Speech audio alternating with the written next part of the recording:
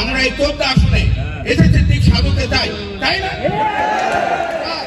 ঢাকা 14 আসনের মানুষদেরকে সেবা করার জন্য আজকে সাধু ভাই আমাদেরকে দরকার নাই, আমাদের নিজ প্রয়োজনে সাধু ভাইকে আমাদের দরকার, ঠিক কিনা?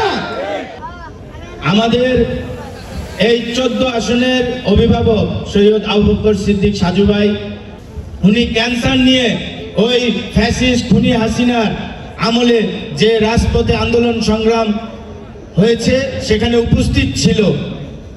তার এই ত্যাগ আমরা কি ভুলতে পারি? 14 আসনের প্রতিটি ধূলিকণা গণমানুষের নেতা মরহুম আলহাজ এস এ খালেক সাহেব এবং এস এ সিদ্দিক সাজুর নাম এই আসনের প্রতিটি মানুষের হৃদয়ে গাথা, সে নাম কিভাবে তুমি মুছবা?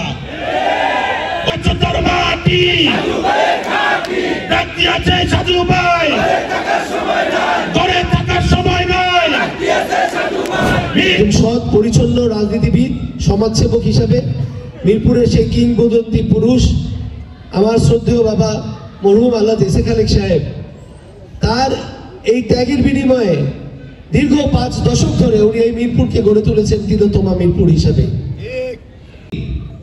1979 সালে প্রথম যে নির্বাচনে বিএনপি অংশগ্রহণ করে, সেটি বাংলাদেশের ইতিহাসের দ্বিতীয় সংসদ। সেই সংসদেই কিন্তু আমার মরহুম বাবা আলহাজ এস এ খালেক সাহেব এই বৃহত্তর মিরপুর এবং মোহাম্মদপুর থেকে ধানের শীষের প্রার্থী হিসেবে প্রথম সংসদ সদস্য নির্বাচিত হন। সবচাইতে বেশি সংখ্যক মসজিদ কিন্তু এই ঢাকা শহরে। তো এতগুলো মসজিদে প্রত্যেকে যে নামাজ পড়বেন, তারা দোয়া করবেন যেন আমাদের সাবেক প্রধানমন্ত্রী দেশনেত্রী বেগম খালেদা জিয়া অচিরেই সুস্থ হয়ে নিজ বাসভবনে যেতে পারেন। আপনারা ভেঙে পড়বেন না।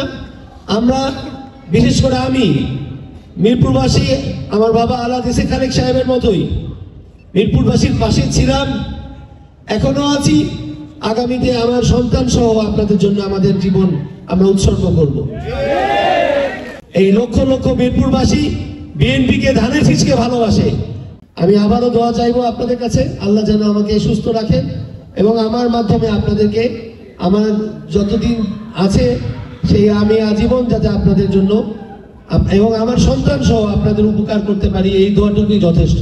খোদা হাফেজ। বাংলাদেশ জিন্দাবাদ।